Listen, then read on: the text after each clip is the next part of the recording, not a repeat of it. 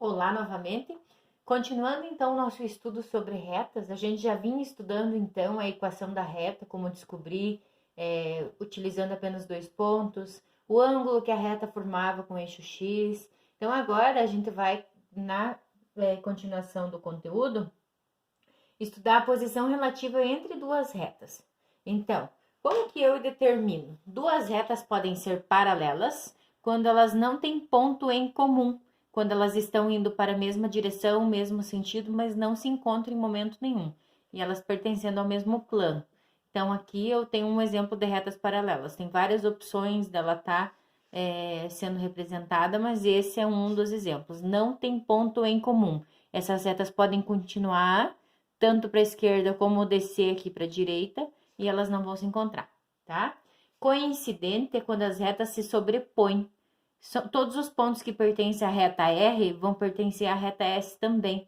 Então, significa o quê? Que sempre elas vão junto para todo lado. Ou sobem junto ou descem junto, tá? Sempre na mesma posição. Isso elas podem também ter outra inversão ali de posição, mas elas sempre vão juntas.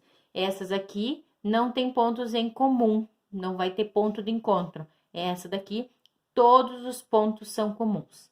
A terceira é concorrente oblíquas. Quando que duas retas são concorrentes oblíquas? Quando elas têm um ponto em comum, um ponto de interseção entre elas, e elas estão só naquele ponto tendo valor comum. Ela pode ver que o R vai para uma direção, o S vai para outra, e elas se cruzam em um ponto apenas. Então, concorrentes oblíquas. Quando ela é concorrente perpendicular, é quando ela forma nessa cortada aqui da reta, nesse ponto de encontro, um ângulo de 90 graus.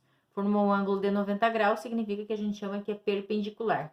Lembrando daquela história de perpendicular, sempre tem relação ao ângulo de 90 graus, então é essa aqui que é representada. E eu posso colocar assim, ó, então a representação R perpendicular a S. Se eu não quero escrever tudo isso aqui, se eu colocar só isso, na hora de ler, eu vou ler a reta R é perpendicular à reta S, tá? Essa aqui não tem nomenclatura especial, então fica assim mesmo. Aqui, coincidente, eu vou colocar a reta R é congruente, quando ela tem 3 pontinhos, a reta S, ou seja, coincide. Toda vez que tiver os 3 risquinhos ali, significa que elas são coincidentes, tá? E paralela é quando ela aparece já duas retinhas assim inclinadas, que quer dizer que a reta R é paralela à reta S, certo?